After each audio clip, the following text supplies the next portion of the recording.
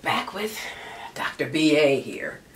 And so I'm interested on your thoughts about the whole Me Too thing. So, and its impact in the workplace. There should be some sort of degrees of something. And then how do people have those learning experience if they're not, if they feel like if I say something, then I'm done? Yeah. You know, or is there a way back on this whole thing? You know, I love the idea of bringing attention, society's attention to this issue, because as I said, I mean, the Hill Thomas hearings, and many of your listeners, viewers were probably not around during that time, but this was in like 93 or so, 91, 93, and it was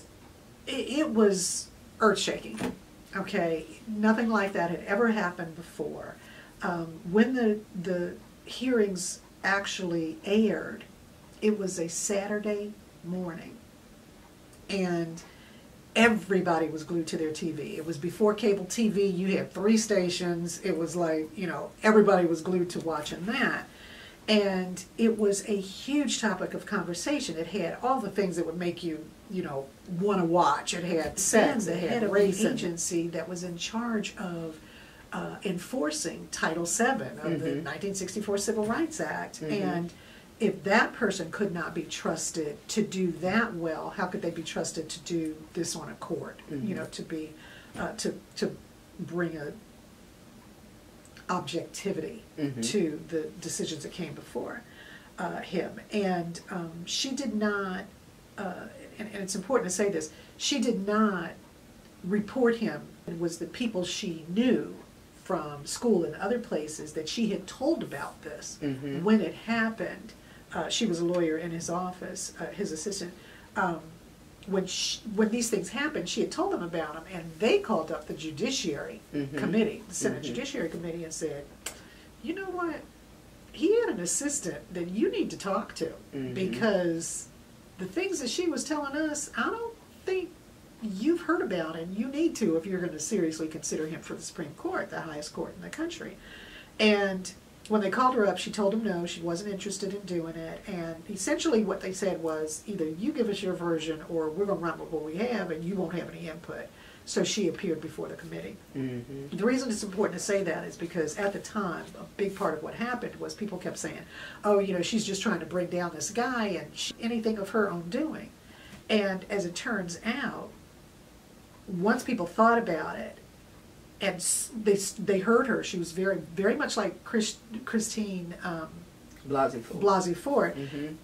Very credible. She was a professor, law professor. You know, she came forward. She told her story. She got raked over the coals, very much like Christine Blasey Ford did. And the next year was the Year of the Woman. They called it the Year of the Woman because so many people afterwards got so pissed off about the treatment they saw her receive until they ran for office. Does this sound familiar? But it was the same sort of thing. People saw what happened. They got so pissed off until they ran for office in unprecedented numbers, and they won in unprecedented numbers. That sort of formed the backdrop for how people were introduced to the idea of really Title VII on a wholesale basis. Okay.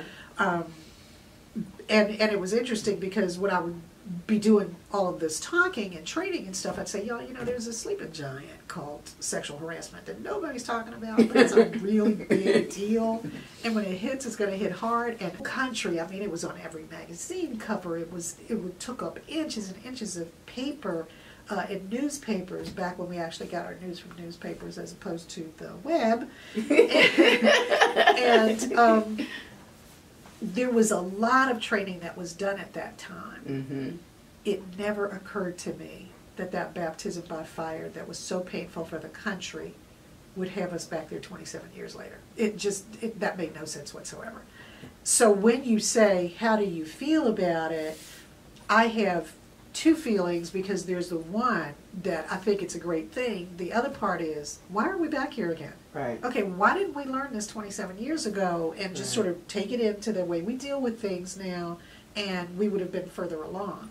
I like the idea of people having a forum, having a place where they feel like they can say what happened to them, because that has, HR has fallen down on the job with that, and people's private businesses, you know, where they went to them and nothing happened. Right.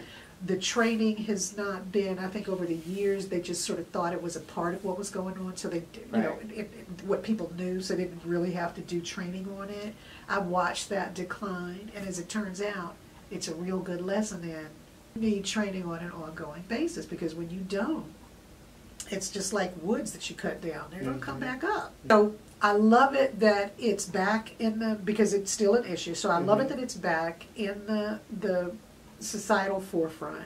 I love it that people have a place to go with that. What I don't like is this sort of scorched earth policy about it. Yeah. Because what you said is true. The actions that people have done in a workplace that have been reported are on a continuum. You know, walking into a room and saying, you know, who put a cunt hair on my coat is very different than for instance, there was a woman who had to come in on a Saturday to a law firm. Okay, a law firm, which goes to show you nobody is exempt from this crap. Nobody's exempt from it. She goes in and she goes to her boss to get her assignment. He takes out his penis, which is erect, and says, "Can you help me with this?" Okay. She goes out of the place. She runs out, you know, screaming.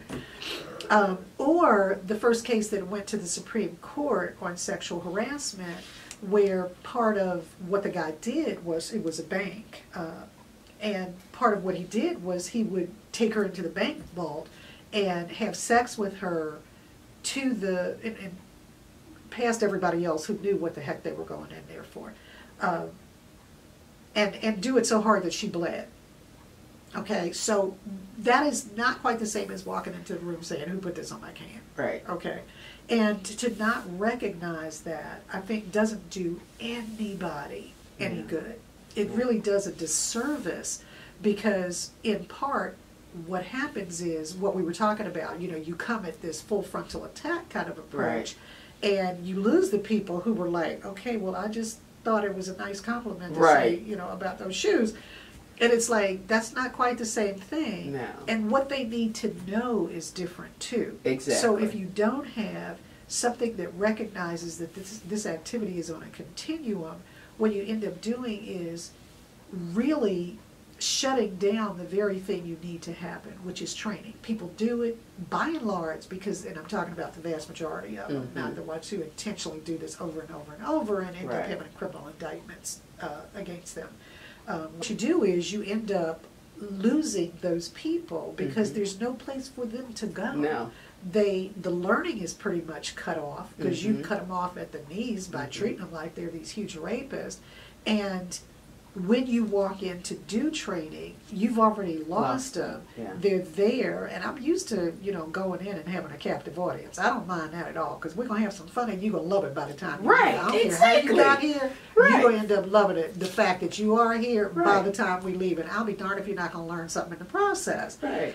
But if you've got people who are really turned off because you have approached them a different way that was totally inappropriate given what happened, I think you end up doing more harm than good. Yeah. You know, and that's really unfortunate. It's extremely good that they're having the conversation, but it's not enough to just have the conversation. You want to change behavior, and the way to do that is by dealing with what it is that you need to do that addresses the issue. That particular issue, but recognizing it is on a continuum. Yeah.